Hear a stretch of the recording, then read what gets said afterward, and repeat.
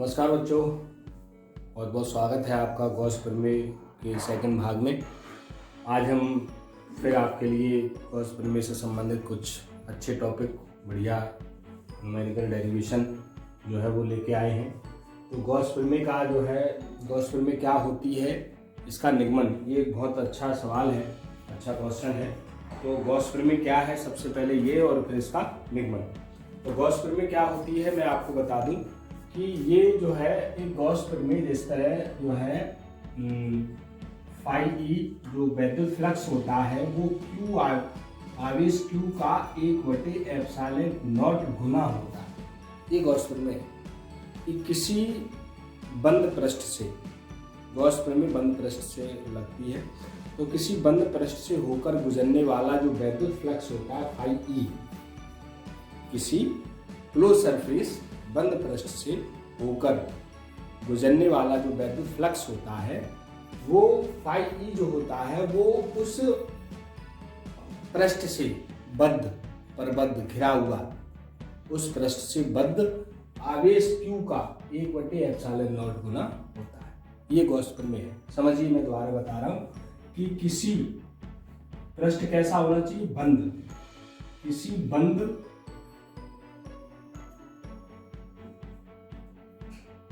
पृष्ठ से होकर गुजरने वाला वैद्युत फ्लक्स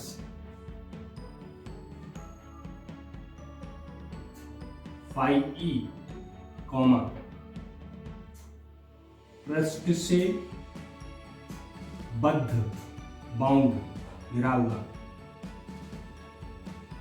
पृष्ठ से बद्ध आवेश Q का 1/ε0 गुना होता है। गुना का मतलब गुणा, तो फाई ई जो है वो क्या होगा, Q × 1/ε0, यानी कि Q/ε0। ये गॉस प्रमेय बहुत इंपॉर्टेंट है। ये अक्सर हर साल आती है। गॉस प्रमेय क्या है, इसका निगमन, इसके आधार पर और भी कई डेरिवेशन है वो आते हैं।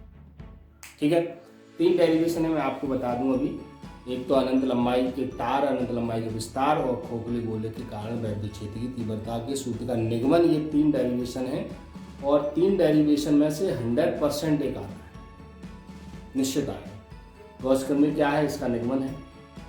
फिर आपको 3-4 डेरिवेशन में बताता हूँ, तो ये बहुत महत्वपूर्ण है, ये तो जरूरी आता है। गॉस प्रमेय क्या है, तो गॉस प्रमेय क्या है कि किसी बंद पृष्ठ, क्लोज सरफेस, बंद पृष्ठ से होकर गुजरने वाला जो फ्लक्स होता है फाई, वो आवेश Q का 1/ε0 गुना होता है। ये एक लाइन की डेफिनेशन है। तो ये तो गॉस प्रमेय हो गई। अब है गॉस प्रमेय का निगमन। गॉस प्रमेय का निगमन, चलिए ये कर लेते हैं। तो गॉस प्रमेय के लिए एक आपको आलू बना दीजिए टेढ़ा मेढ़ा सा, इस तरह। ये है एक पृष्ठ है और इसके अंदर एक बिंदु O है जहां पर +Q आवेश रखा है। ये एक बंद पृष्ठ है और बंद पृष्ठ के भीतर एक बिंदु O है जहां पर +Q आवेश रखा है। इस +Q आवेश से R दूरी पर एक बिंदु P है जहां हमें वैद्युत क्षेत्र की तीव्रता ज्ञात करनी है। फिर क्या करते हैं, ये पृष्ठ के चारों ओर एक अल्पखंड है, ये D ले लो इस तरह का। तो इस खंड के कारण, इस पर जो पृष्ठ के कारण इस पर जो एक कोण बनता है जिसको हम घनकोण कहते हैं, ये, तो ये जो है वो d⍵, इसे घनकोण कहते हैं। अब इस P जो बिंदु है यहाँ पर, तो इससे जो है, ये तो वैद्युत क्षेत्र E है और इसका जो पृष्ठ है वो dA है, अल्पखंड है। इनके बीच में जो कोण है वो थीटा। ये आपका इसका फिगर हो गया। ये एक जो है गॉस प्रमेय के निगमन का सूत्र। एक आप टेढ़ा मेढ़ा पृष्ठ ले लीजिए, उसके भीतर बिंदुओं पर प्लस क्यू आवेश रखिए, उस प्लस क्यू आवेश से पृष्ठ पर आर दूरी पर एक बिंदु पी ले लीजिए और पी के चारों एक अल्पखंड लीजिए जिसका क्षेत्रफल जो है वो डी ए है। ई और डी ए के बीच में जो है आप थीटा कोण बनाते हुए इस तरह एक घनकोण क्या होता है कि किसी पृष्ठ के द्वारा किसी बिंदु पर बने कोण को घनकोण कहते हैं। किसी पृष्ठ द्वारा किसी बिंदु पर बने कोण को घनकोण कहते हैं। तो ये पृष्ठ है, इसके द्वारा बने कोण को ये डी ओमेगा जो होता है, मैं आपको बता दूं, जहां डी ओमेगा जो है वो घनकोण है, ठीक है, छोटे के कारण ये घनकोण बना हुआ है। ओके, तो चलिए, तो हम इसको लिखेंगे कैसे, वैसे ही तो माना चित्र देखते रहिए, उसी से लिखेंगे। माना पृष्ठ के अंदर भीतर एक बिंदु O है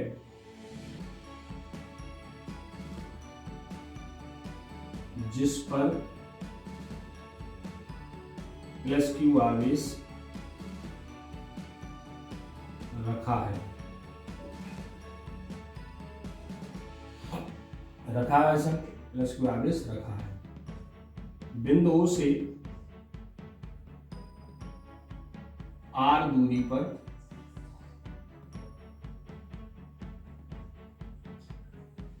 एक बिंदु P है जहां वैद्युत क्षेत्र की तीव्रता ज्ञात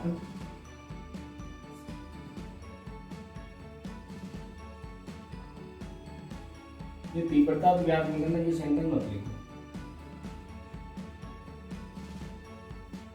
एक बिंदु P है, अतः तथा P के चारों ओर एक अल्प खंड का क्षेत्रफल डीए है, जिससे होकर गुजरने वाला वैद्युत फ्लक्स, इससे होकर गुजरने वाला वैद्युत फ्लक्स वो निकालेंगे। तो डी फाई ई अल्पखंड है, तो ये हमारा होगा ई डॉट डी ए, समीकरण 1। ई डॉट डी ए हम लोग जानते हैं, E D A cos theta हो जाएगा, E D A cos theta, समीकरण। ठीक है बच्चों, अब क्या करेंगे कि परंतु हम जानते हैं किसी आवेश के कारण किसी बिंदु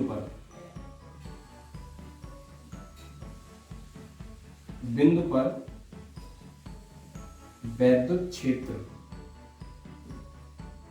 E बराबर 1/4πε0 Q/r² होता है। ये तो हम जानते हैं कि किसी आवेश के कारण किसी बिंदु पर वैद्युत क्षेत्र की तीव्रता 1/4πε0 Q/r² होती है।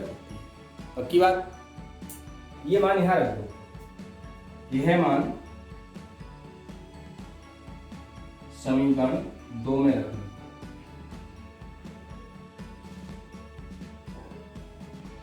ठीक है बच्चों, तो ध्यान रखना कि किसी बिंदु पर किसी आवेश के कारण जो वैद्युत क्षेत्र की तीव्रता होती है वो 1/4πε0 Q/r² होती है। ये मान यहाँ रख दीजिए।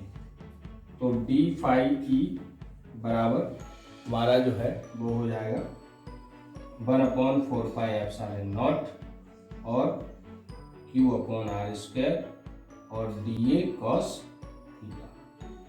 ये समीकरण हो गया 3। ठीक है प्यारे, अब जहां DA cos थीटा बटे आर स्क्वायर बराबर डी ओमेगा पृष्ठ द्वारा बिंदु O पर बना घनकोण है।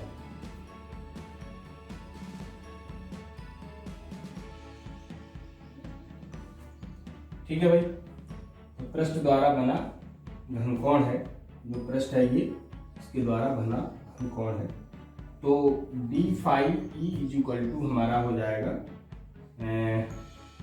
1/4πε0 और Q इंटू डी ओमेगा, समीकरण हो गया 4।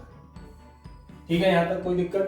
सबसे पहले हमने P के चारों अल्पखंड माना, उस खंड से जो गुजरने वाला फ्लक्स होता है, ये हमने पहले भी फॉर्मूला पढ़ा है, E डॉट डी होता है, A डॉट बी बराबर AB cos थीटा होता है। अब ये आवेश है तो यहाँ पर वैद्युत क्षेत्र उत्पन्न करेगा, वो वैद्युत क्षेत्र की तीव्रता का सूत्र ये हमने पढ़ा है कि किसी आवेश के कारण वैद्युत क्षेत्र की तीव्रता 1/4πε0 Q/r² होती है। ये ध्यान रखिएगा, आवेश के कारण। विभव में केवल यहाँ R आता है, R² नहीं आता। पहले हमने बताया V बराबर 1/4πε0 Q/r होता है। तो ये आवेश के कारण वैद्युत क्षेत्र की तीव्रता है, तो यहाँ पर तीव्रता जो है बिंदु P पर कितनी होगी, इतनी। तो इसी की जगह हमने ये मान लगा दिया, ये जैसा का तैसा होता है। ये घनकोण का आपको फॉर्मूला थोड़ा सा ध्यान रखना पड़ेगा, DA cos थीटा बराबर R²। ये घनकोण होता है, इस पृष्ठ के द्वारा इस पर ये आपको रखना पड़ेगा, याद रखना पड़ेगा। ये इसकी जगह हमने लगा दिया DA।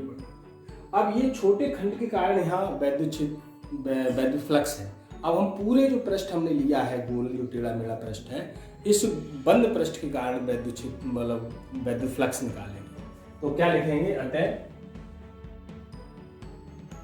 संपूर्ण पृष्ठ से होकर गुजरने वाला वैद्युत फ्लक्स, अब क्या आएगा? फाई आएगा। और क्या होगा? क्लोज इंटीग्रल, क्योंकि ये बंद पृष्ठ है तो क्लोज इंटीग्रल लगेगा। और क्लोज इंटीग्रल में क्या होगा कि ये जो है अब आएगा 1/4πε0 और Q इंटू डी ओमेगा। हमने आपको बताया डी के साथ जो लेटर होता है उसका लेटर का संबंध कोई है तो अंदर रहेगा, अन्यथा बाहर आ जाएंगे। तो ओमेगा से संबंध कोई नहीं है, तो हम क्या करेंगे? इसको 1/4πε0 और Q बाहर निकाल लो, ये क्लोज इंटीग्रल डी ओमेगा कर दो। ये समीकरण 5 डाल दो, जहां D close integral D omega बराबर 4π संपूर्ण पृष्ठ द्वारा बिंदु O पर बना घनकोण